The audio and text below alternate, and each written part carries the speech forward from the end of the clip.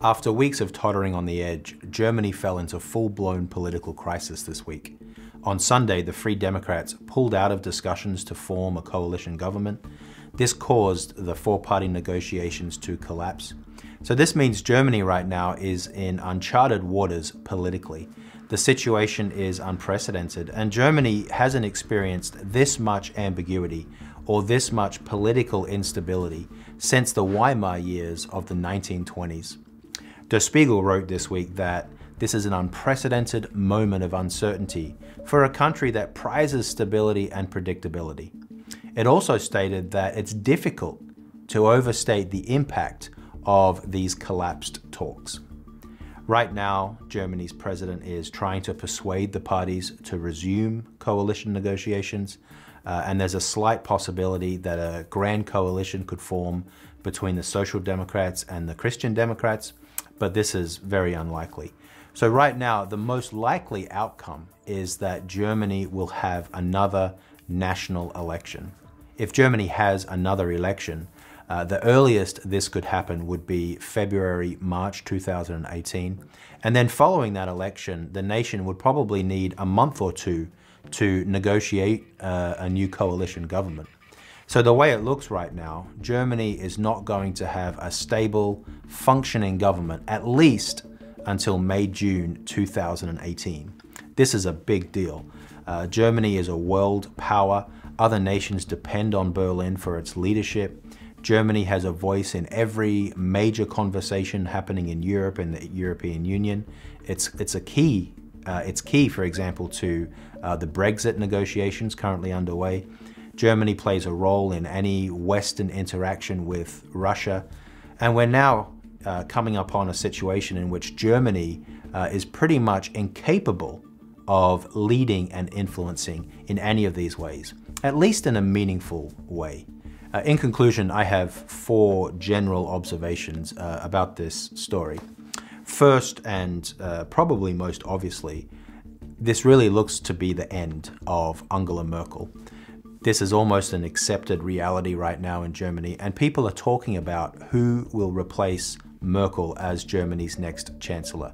Whoever it is, this person is going to have enormous influence in Germany, obviously, but also in Europe and internationally. The Trumpet, as our regular readers know, is keeping a close eye on Karl Theodor zu Guttenberg. Second, Germany is no longer the predictable, stable nation that we've come to count on. And more importantly, Germany is no longer the predictable, stable nation that the German people have come to depend on. The Germans, as Der Spiegel noted this week, do not like instability. They do not like uncertainty. And the more anxious they become, the more vulnerable they are to extreme ideologies. And this leads me to my third point, which is that Germany is effectively leaderless at a time of significant cultural and social change inside the nation.